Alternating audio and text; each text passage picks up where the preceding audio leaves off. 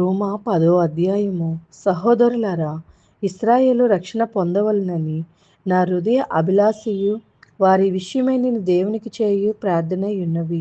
వారు దేవుని యందు ఆసక్తి గలవారిని వారిని గురించి సాక్ష్యమిచ్చుచున్నాను. అయినను వారి ఆసక్తి జ్ఞానానుసారమైనది కాదు. ఏలయనగా వారు దేవుని నీతిని ఎరగక తమ స్వనీతిని స్థాపింప పూనుకొనుచు దేవుని నీతికి లోబడలేదు. విశ్వసించు ప్రతివానికి నీతి కలుగుటకై క్రీస్తు ధర్మశాస్త్రమునకు సమాప్తమై ఉన్నాడు. ధర్మశాస్త్రములమగు నీతిని నెరవేర్చేవాడు దాని వలనని జీవించినని మోషే వాయుచున్నాడు.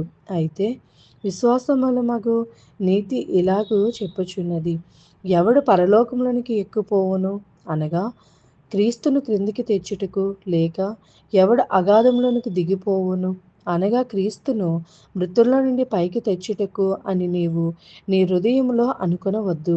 అదేమని చెప్పుచున్నది, వాక్యము నీ యొద్దన, నీ నోటున, నీ హృదయములోనూ ఉన్నది. అది మేము ప్రకటించు విశ్వాస వాక్యమే.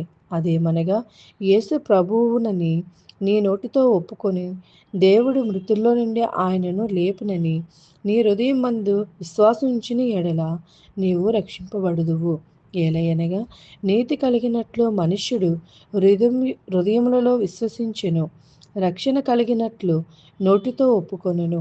ఏమనగా ఆయన యందు విశ్వాసముంచువాడెవడను సిగ్గుపడని లేఖనము చెప్పుచున్నది.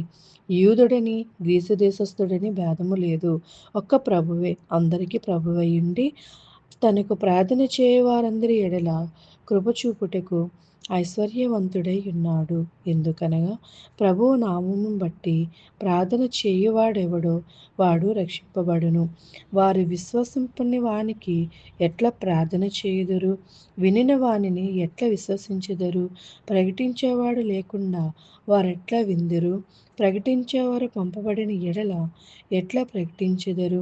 ఇందు విషయమై ఉత్తమమైన వాటిని గురించిన సువార్త ప్రకటించేవారి పదములెంతో సుందరమైనవి అని వాయబడి ఉన్నది. అయినను అందరూ సువార్తకు లోబడలేదు.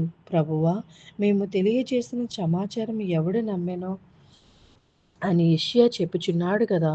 కాగా వినుట వలన విశ్వాసము కలుగును, వినుట క్రీస్తుని గురించిన మాట వలన కలుగును. అయినను నేను చెప్పినదేమనగా వారు వినలేదే. విన్నారు కదా, వారి స్వరము భూలోకమంతటికిని, వారి మాటలు భూదిగంతముల వరకును బయలు వెళ్ళెను. మరియు నేను చెప్పినదేమనగా ఇశ్రాయేలునకు తెలియకుండిన జనము కాని వారి వలన మీకు రోషము పుట్టించెదను, అవేకమైన జనముల వలన మీకు ఆగ్రహము కలిగి చేతును అని మొదట మోషే చెప్పుచున్నాడు. మరియు యెషయా తెగించి, నన్ను వెతికిన వారికి నేను దొరికితిని, నన్ను విచారింప వారికినే ప్రత్యక్షమైతిని అని చెప్పుచున్నాడు. ఇశ్రాయేలు విషయమైతే అవిధేయులై ఎదురాడు ప్రజలకు నేను దినమంతయు నా చేతులు చాచితిని అని చెప్పుచున్నాడు. దేవుడి పరిశుద్ధ వాక్యమును దీవించునుగాక. ఆమేన్. ఈ రోజు వాక్యం విన్నారు కదా, మరికొంతమందికి వినిపించండి. Please like, share, subscribe.